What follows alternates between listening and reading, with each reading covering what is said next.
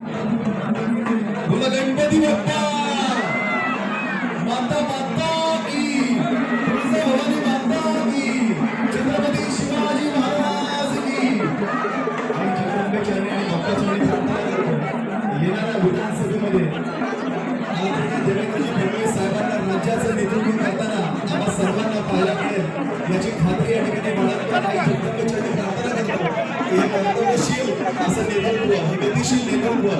हे विचारांचं नेतृत्व